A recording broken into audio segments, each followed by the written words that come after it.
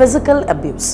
అసలు physical abuse అంటే ఏంటి? ఒక మనిషిని ఇంకో మనిషి కొట్టడం కానీ, లేకపోతే హిట్టింగ్ అంటే గట్టిగా ఇలా ఫిస్ట్ పెట్టి కొట్టడం కానీ, లేకపోతే చెంపమించి కొట్టడం కానీ, ఏ రకమైన ఒక పెన్ తీసుకొని గుచ్చేసిన, లేదా ఒక బ్యాట్ బాల్ పెట్టి కొట్టేసిన, దీన్నన్నింటినీ కూడా ఫిజికల్ అబ్యూసే అంటారు.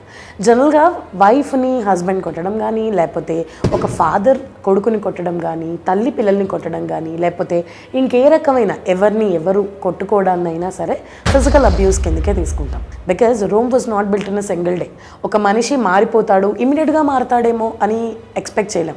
బట్ మార్పు అన్నది ఖచ్చితంగా రావాలి అనుకుంటే కనుక ఈ చిన్న చిన్న రెమెడీస్ మనం పాటించవచ్చు. 2.5 years బాబు ఏడవట్లేదని తల్లి కొడుకుని ఇలా పట్టేసుకుని ఇలా ఊపేసిందంట. అలా ఊపేయడం వల్ల బాబుకి బ్రెయిన్ డ్యామేజ్ అయిపోయి చనిపోయాడు. So that's a real case. This is a case of physical abuse. So ఇలాంటి కండిషన్స్ని కూడా ఇది కూడా ప్రాబ్లమేనా, ఇది కూడా అబ్యూజేనా అనుకుంటారు చాలామంది. మరి దీనికి ట్రీట్మెంట్ ఏంటి? ఫస్ట్ ఆఫ్ ఆల్ పెద్దవాళ్ళనైతే మనం కూర్చోబెట్టి మాట్లాడచ్చు. మరి పిల్లలు ఈ ప్రాబ్లమ్ని ఎలా బయట పెడతారు? ఒకవేళ ఒక ఫాదర్ నిజంగా కొడుకుని కొట్టినప్పుడు వాళ్ళలో జరిగే ప్రాబ్లమ్స్ ఏంటి, వాళ్ళు ఫీల్ అయ్యేది ఏంటి? ఫస్ట్ ఆఫ్ ఆల్ ఒకవేళ కొడుకుని తండ్రి అలా గట్టిగా కొట్టడం వల్ల వాడికి వచ్చే ప్రాబ్లం ఏంటంటే, రేపు పొద్దున ఫ్యూచర్లో ఎలాంటి చిన్న ప్రాబ్లం అయినా తండ్రికి చెప్పుకోవడానికి భయపడతాడు. వాడి సెల్ఫ్ ఎస్టీమ్ దెబ్బతినిపోతుంది. అంటే కాన్ఫిడెన్స్ లూజ్ అవుతాడు. అంటే అండ్ ఇంకొక రకంగా చాలామంది పేరెంట్స్ చేసే విషయాలు ఏంటి అంటే, నీకు నేను ఇన్ని వేలు పోసేస్తున్నాను, ఇన్ని లక్షలు పెట్టేస్తున్నాను, నువ్వు ఇది చదవలేవా, అది చేయలేవా, నీకోసం ఇది కొన్నాను అది కొన్నాను అని వీళ్ళకి మానిటరియల్ బేసిస్ మీద చాలా చెప్తారు. దానివల్ల ఏది చెయ్యాలన్నా భయపడతారు. చాలామంది పేరెంట్స్ వాళ్ళు పెరిగాక మా అబ్బాయి బయటికి వెళ్ళి ఆడుకోడండి, మా అబ్బాయికి ఏది చెప్పాలన్నా అమ్మ ఇంత అవునా అంతనా, ఇంతెందుకు ఖర్చు పెట్టాలి అంతెందుకు పెట్టాలని అడిగేస్తున్నాడండి అంటారు. దీనికి సీడ్ మనం చిన్నప్పుడే వేసామని అర్థం. ఇది కూడా ఒకలాంటి అబ్యూజే అన్న విషయం చాలామంది పేరెంట్స్కి తెలీదు.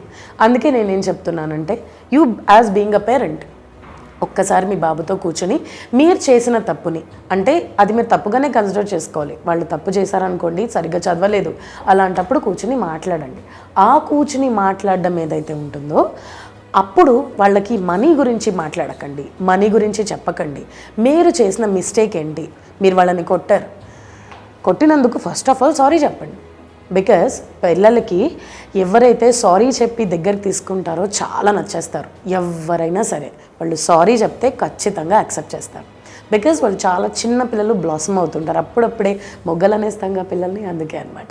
సో ఒక్కసారి పిల్లల్ని దగ్గర తీసుకొని సారీ చెప్పండి, అలా కూర్చోబెట్టి అప్పుడు ఎక్స్ప్లెయిన్ చేయండి. ఇది ఒక్కటే దారి పిల్లల్ని మౌల్డ్ చేసుకోవడానికి. అండ్ ఫిజికల్ అబ్యూస్ మీరు చేసినందుకు దానివల్ల ఫ్యూచర్లో రాబోయే ట్రామాని, ఏదైతే వాడు నెగటివ్ ఎఫెక్ట్ ట్రామా సెన్సిటివ్ అయిపోతారో అలాంటి విషయాల నుంచి వాళ్ళని బయటపడేసి వాళ్ళని లో ఎస్టీమ్ కిడ్స్ నుంచి అసలు ఆ బారిన పడకుండా కాపాడడానికి ఇదొక్కటే మార్గం.